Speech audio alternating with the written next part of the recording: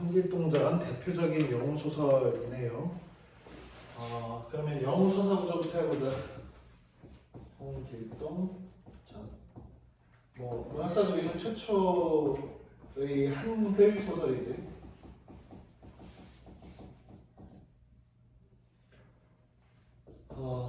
영웅 서사 구조라는 게 있지. 우리 영웅 소설의 일반적 구조 어떻게 됩니까? 첫 번째, 고귀한 혈통. 고귀한 혈통이지. 왜? 지금 홍판서의 그 서자긴 하지만 홍판서의 가문이잖아. 기이한 출생. 홍판서가 어느 날 태몽을 너무 좋은 걸 꿔가지고 아들 나올 줄 알았잖아. 그 다음에 세 번째, 비범한. 비범하다는 건 평범하지 않다. 능력.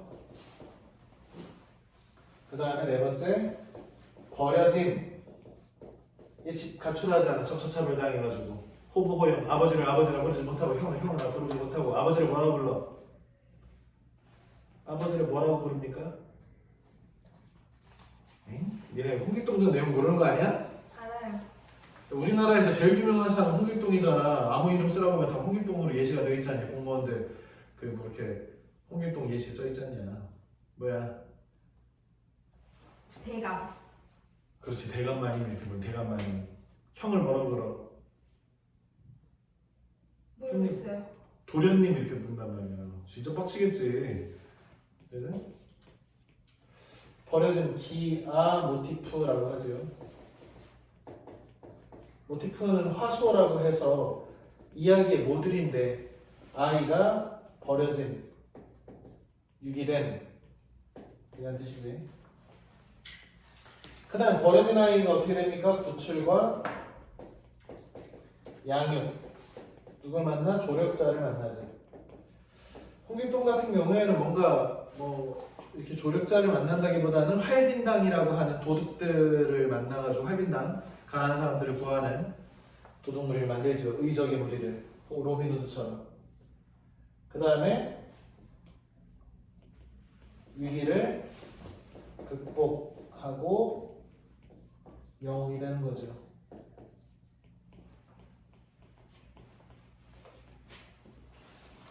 그래서 병조판서가 되고 그 다음에 은퇴한 다음에 율도국을 정벌해서 율도국의 왕이 되는 내용이지.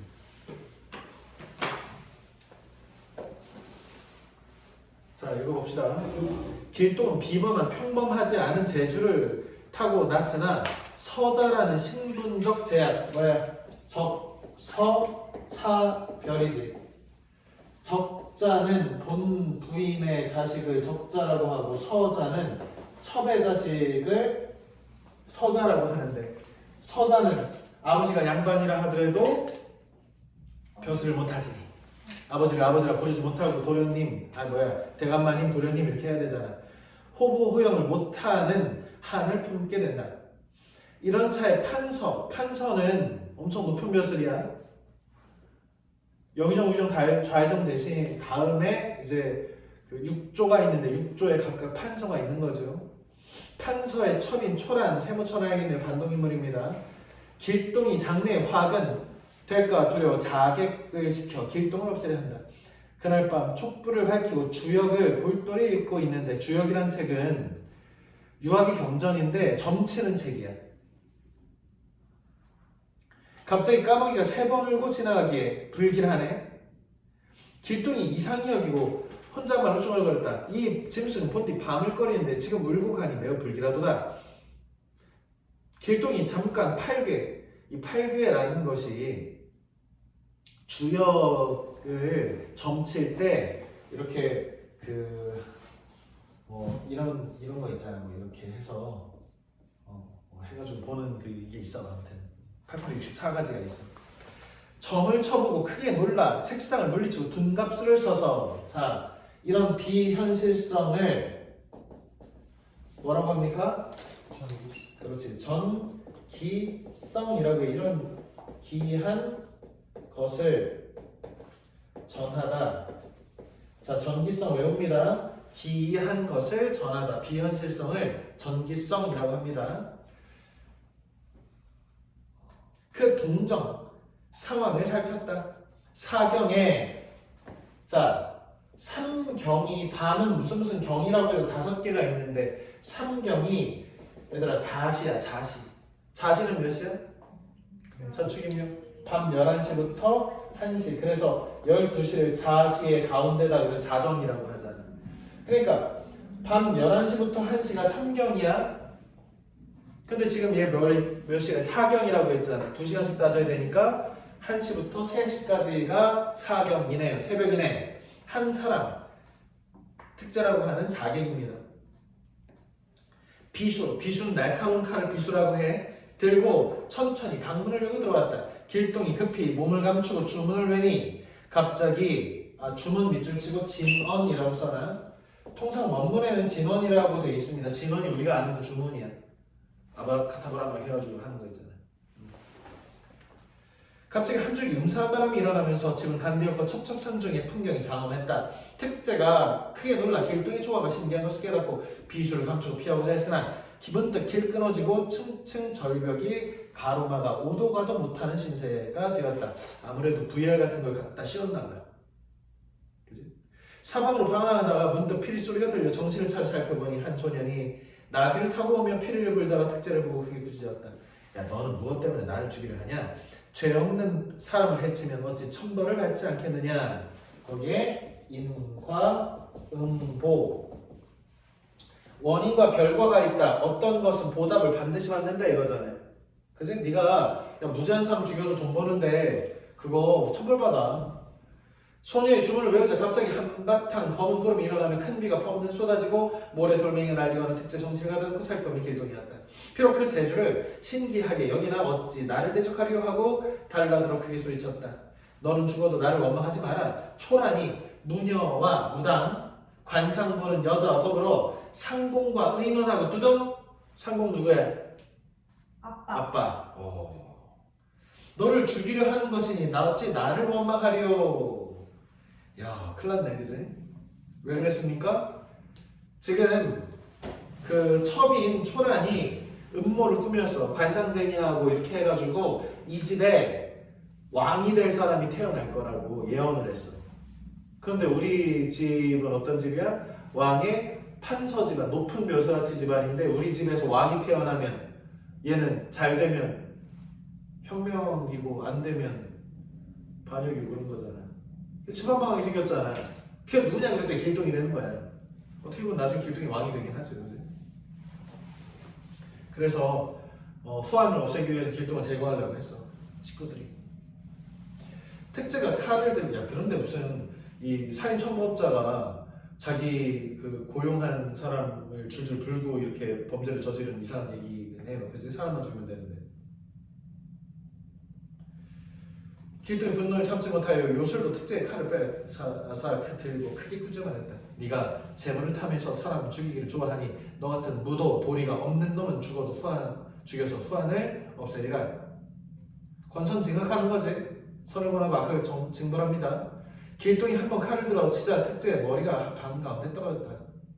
길동이 분노를 이기지 못하여 그날 방으로 가서 간상년을 잡아와 특제가 죽은 방에 들이꾸짖었다. 너와 나는 무슨 원수적기에 초란과 함께 나를 죽이려 하느냐? 길동이 칼로 베니 어찌 가련치 아니하리요. 편집자적 논평 서술자의 개입이지. 그러니까 서술자 고전 소설에서 서술자가 설의법을 쓰면 규은아 설의법이 뭐야? 답이 정해져 있는. 그걸 물어보는 거지. 그렇지. 뭐뭐지 아니하리요. 설의법 쓰면 뭐라고? 편집자적 논평. 서술자의 직접 개입이다. 편집자적 논평 서술자의 직접 개입입니다.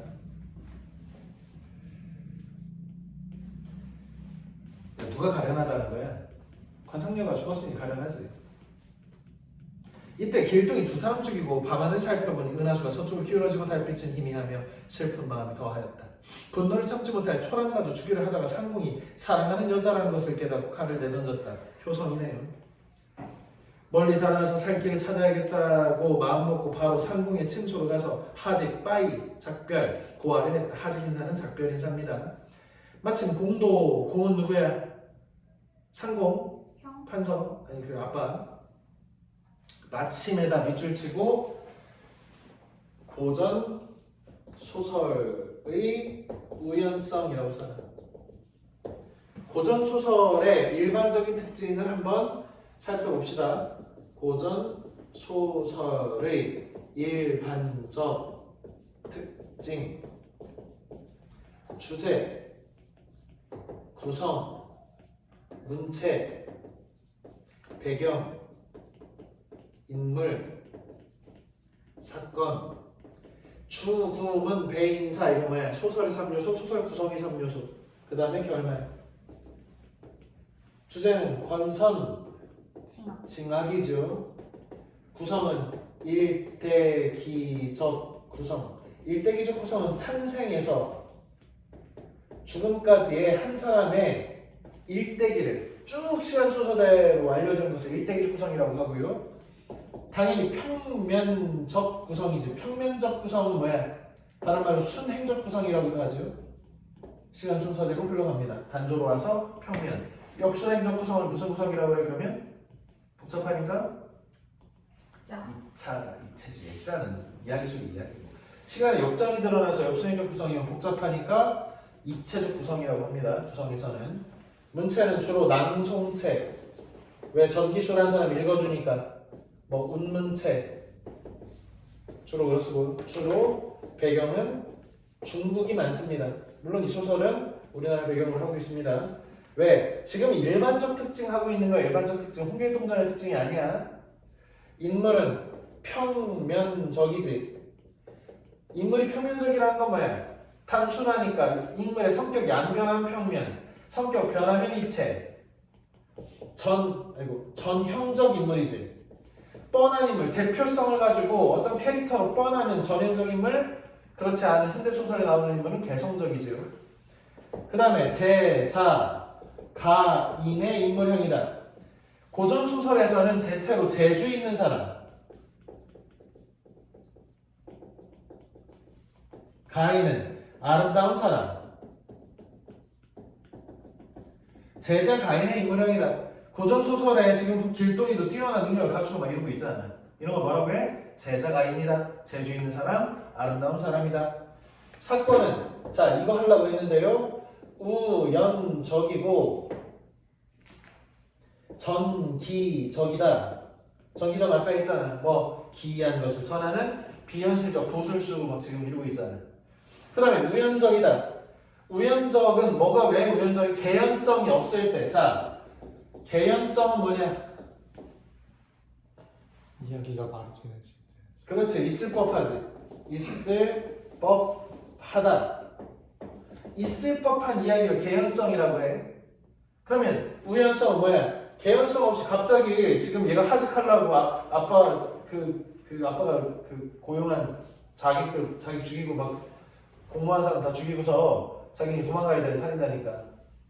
그치? 그리고서 그래도 아버지 그 전에다 들고 가자 그랬더니 하필이면 그때 공이 심심하면 밖에 왔다 갔다 하다 만난 거야. 이게 뭐라는 거야? 우연성이지. 쌤. 수국 앞에 뭐예요? 주로 주로. 아 주로. 평면적 밑에는 뭐예요? 우연적. 아니 평면적. 맨 오른쪽. 제자 위에. 순행적. 선행적. 네. 아 선생님이 글씨 연습을 더 해야 돼. 선생님 마음이 급하지만 더 빨리 더 이상해져서. 천천히 해요. 천천히 하면 안 돼. 지금 갈 길이 멀어. 괜찮아요. 래퍼처럼 빨리 해야 돼. 결말은 행복한 결말. 물론 운영정 같이 비극적으로 주인공들이 죽는 내용도 있기는 합니다. 자, 우연성.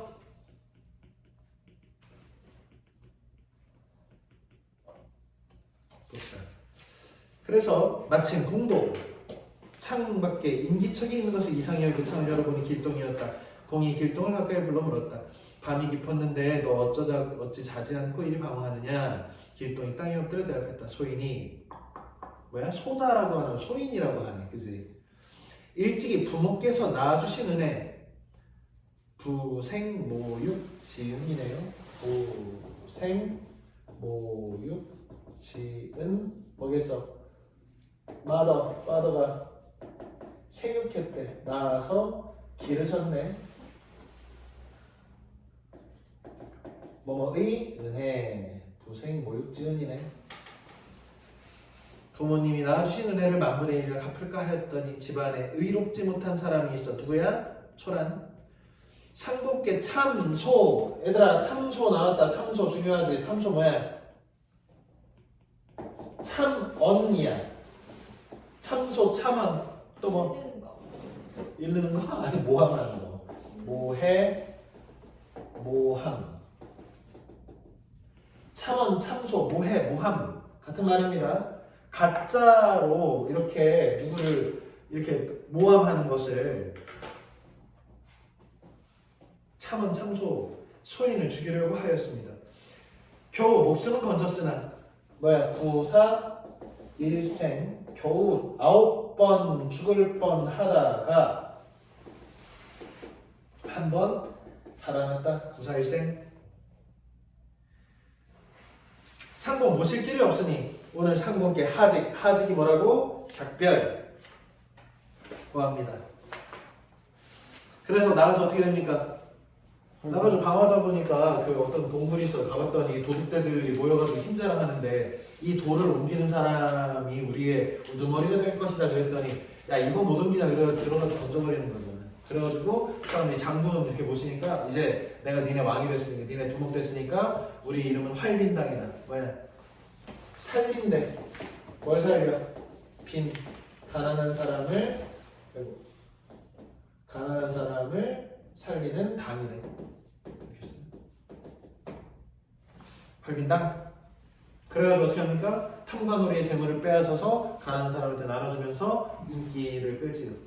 그래가지고 어떻게 임금이 이런 도둑대 잡아라 그랬는데 길동이가 잡혔다가 잡히면은 또 지푸라기고 잡히면 허수아비고.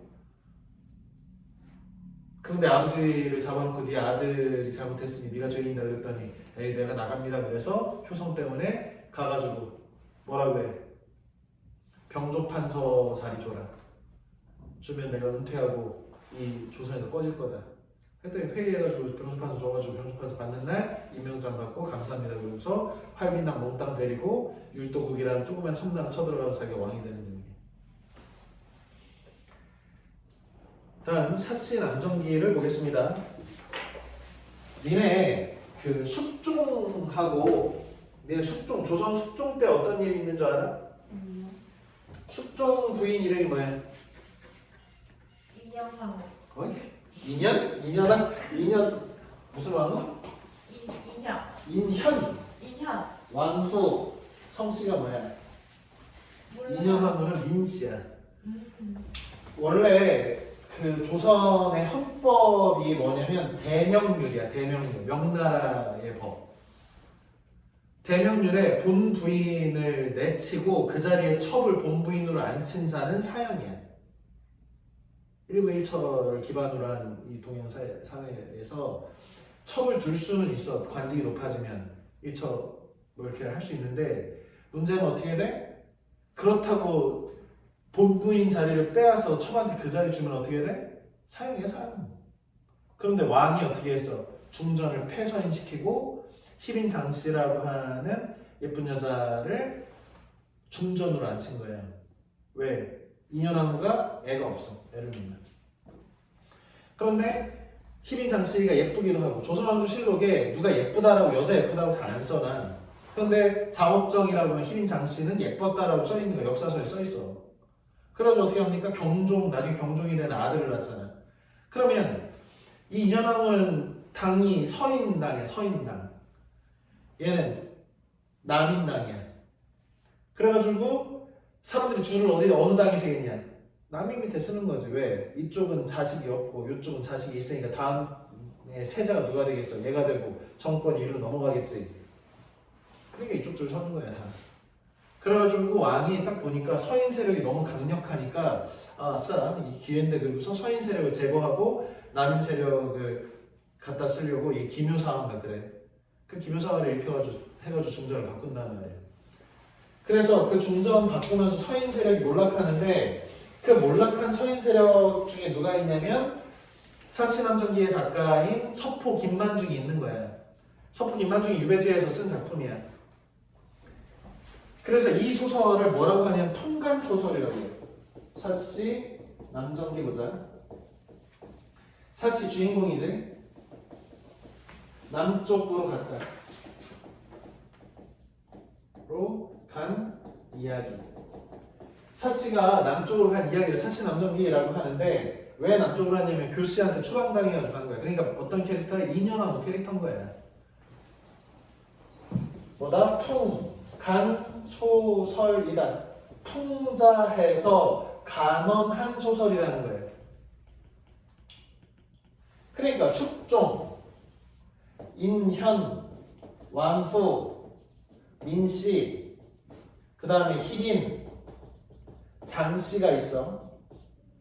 그런데 숙종을 유한림이라고 하는 중국의 잘난 남자가 있다는 게 그 첫 번째 부인이 누구야? 우리의 주인공인 사씨 부인이야. 아주 현숙한 본부인이야. 그런데 희빈 장씨가 첩이야. 왜? 사씨가 애를 못 낳네. 그래서 애 낳으라고 첩을 둬가지고 이 교씨, 첩 교씨가 장주라고 하는 아들을 낳는데, 자, 봐봐. 우리 적장자 우선 승계 원칙이라는 게 있어. 적장자 우선 승계 원칙. 그러니까 아버지의 재산을 옛날에는, 요즘은 어떻게 합니까? 유산은 엠빵 한단 말이야. 누구랑 엠빵 하냐면 그 안에 자식이 2명 있으면 자식 2명 이렇게 해가지고 3분의 1씩 나눠가죠.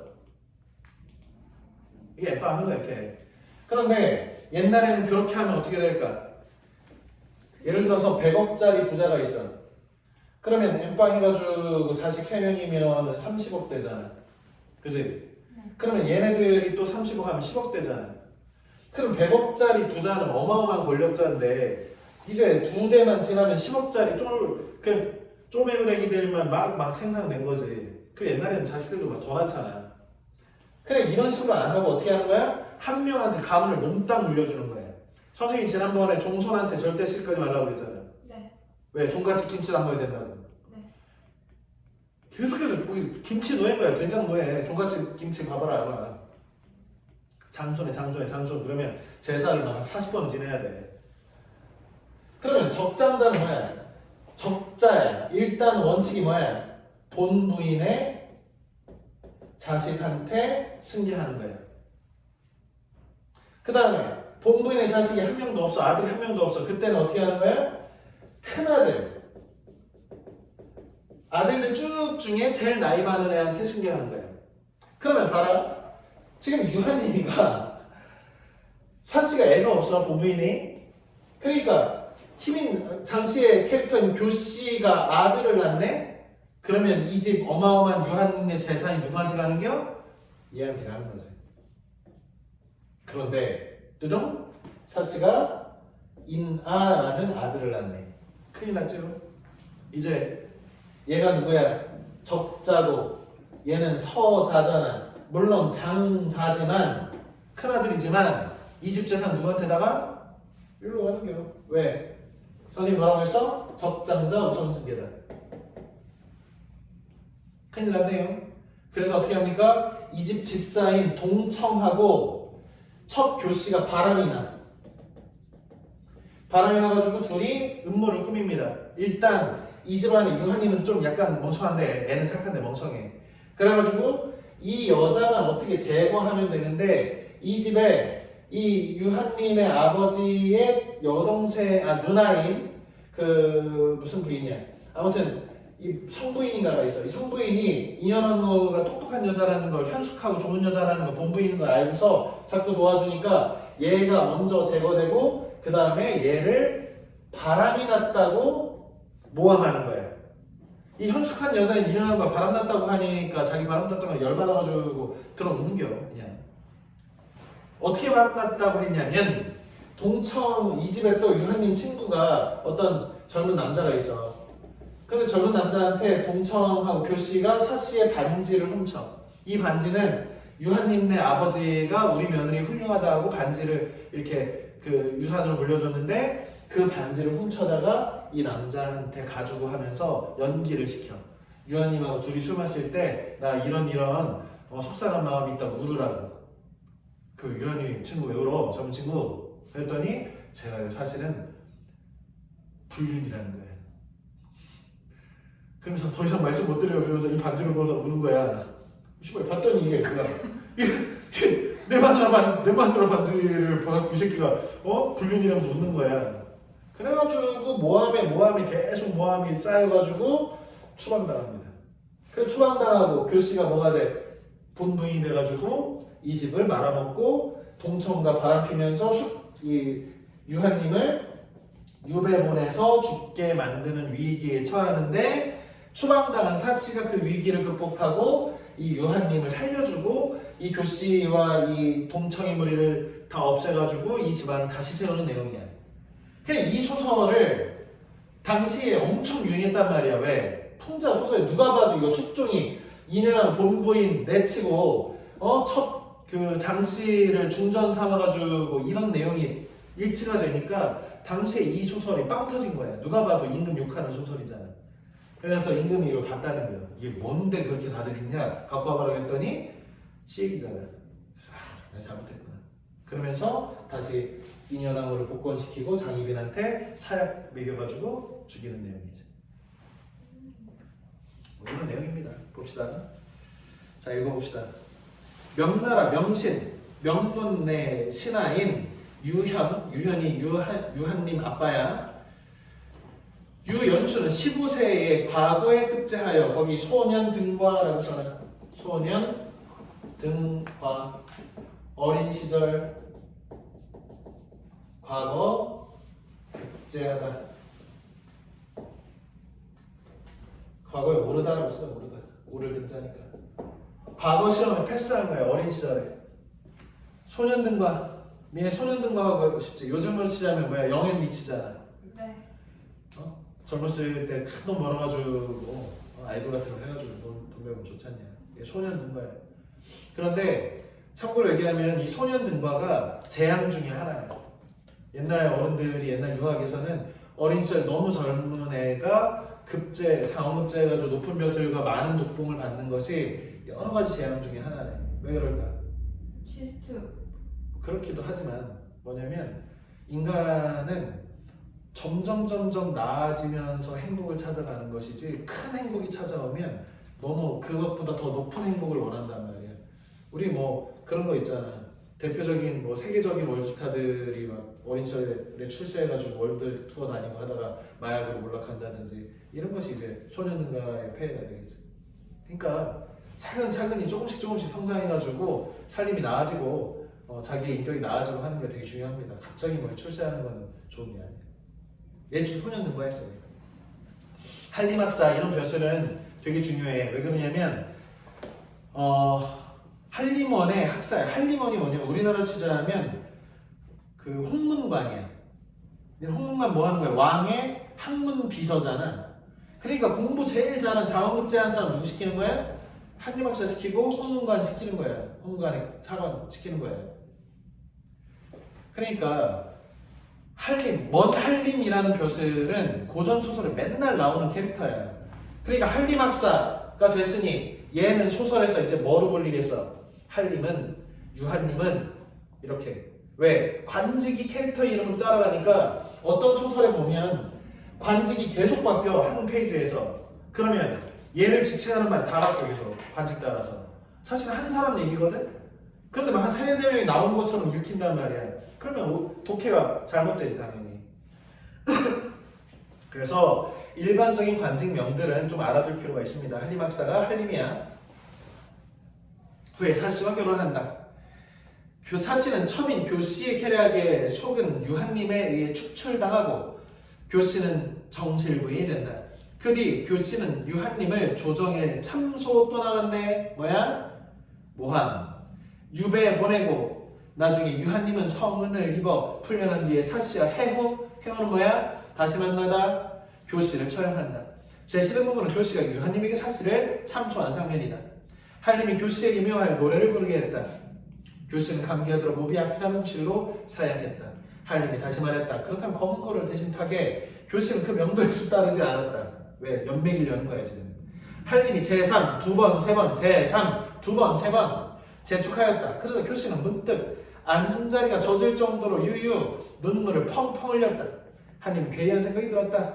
아유, 자네가 내 집에 들어온 이래 지금까지 불평하는 기색을 본 적이 없었네. 오늘은 무슨 일이 있었기에 그렇게 서러워하는가? 교씨는 대답도 않고 더욱 굿을 피울었다.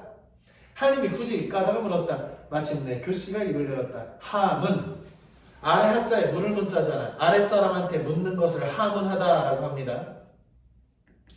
아랫사람에게 묻는 하문하시는데 대답하지 않는다면 상분께 죄를 지을 것이고 대답을 한다면 부인에게 죄를 지을 것입니다. 야, 이거 진짜 대놓고 까는 거지 뭐. 돌려까기지. 대답하기도 어렵고 대답하지 않기도 또한 어렵습니다. 뭐라고 하는 거야? 진퇴 양란. 진퇴 유곡이다. 진퇴양난 진퇴유곡입니다 라고 변명을 하네요. 왜 그랬냐면 유한님이 지금 예쁜 교씨를 처음으로 두고서 교씨한테 빠져가지고 아들도 낳고 하니까 더 사랑한 거지. 그런데 이 교씨가 더 사랑을 받으려고 어떻게 했냐면 이 노래와 춤과 이런 기회를 높였어. 일종의 기생처럼.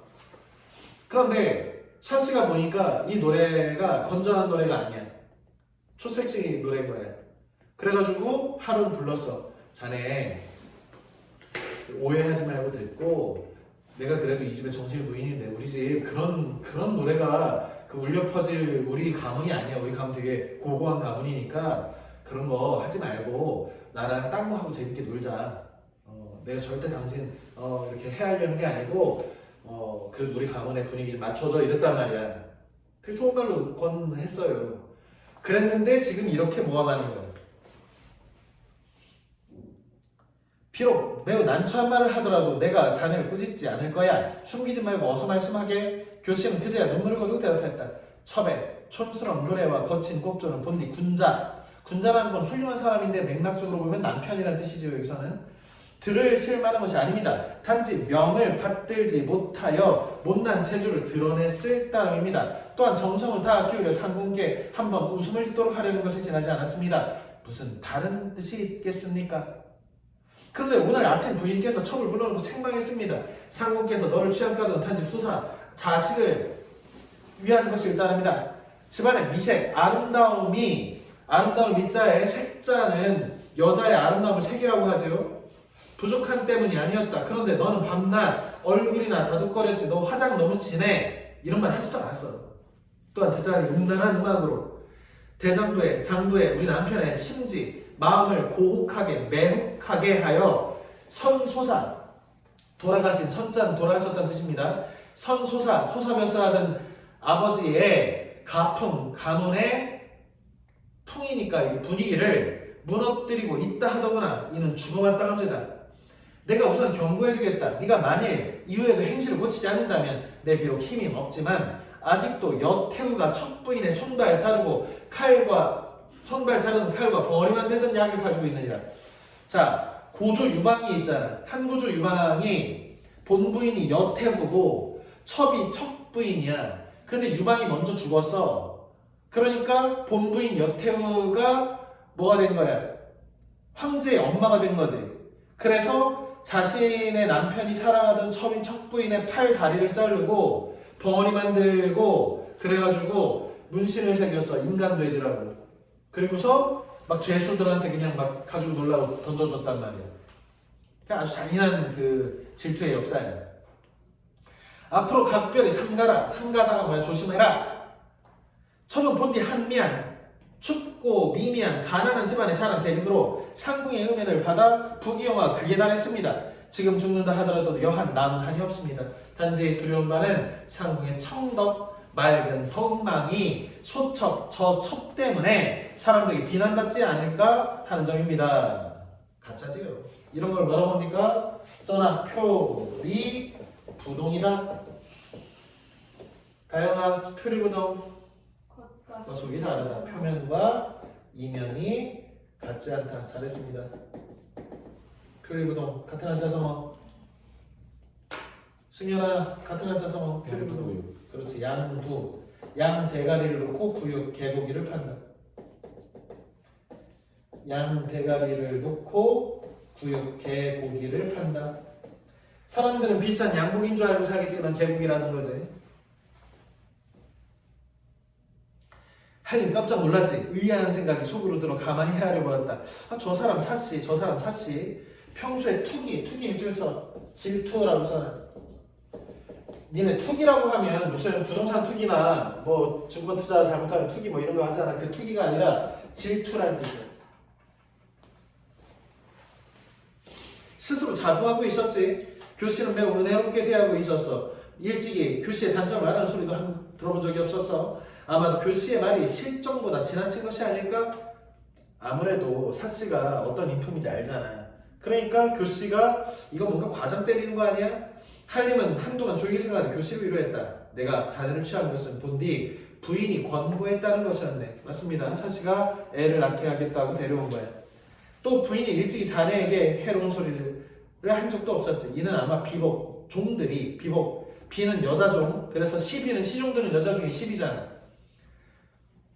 노복이라고 하면 남자종이지요. 가운데 누가 참소 그새 모함이야 참언 하였기에 부인이 잠시 노하여 하신 말씀을 지나지 않을 것이네. 그러니 그노라 성품이 본데 유순하니 자네를 해치려고 하지는 않을 거야. 염려 마라. 하물며 내가 있질 않나 자네를 어떻게 해칠 수 있겠는가 안심시키네요. 교시는 끝내 마음을 풀지 않은 채 다만 할림에게 사례. 얘들아 사례 이것도 알아야 되는 단어야. 사례 뭐야? 감사의 예를 할 따름이었다.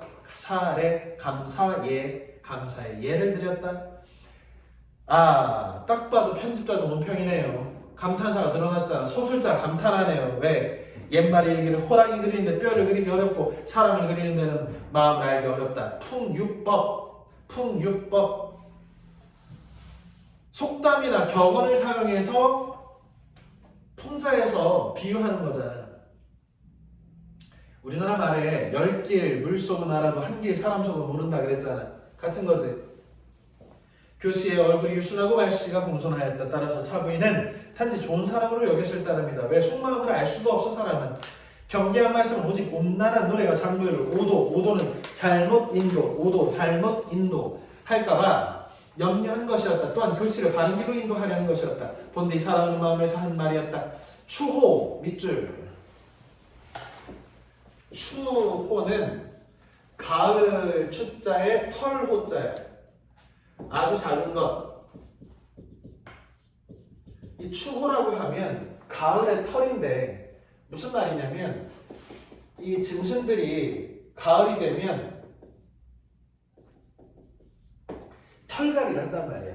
그러면서 이렇게 가른 털들이 막 뽑힌다고. 그래서 아주 작은 것을 일컫는 표현 추호입니다. 추호도 아주 작은 것도 시기할 마음은 없었던 것이다.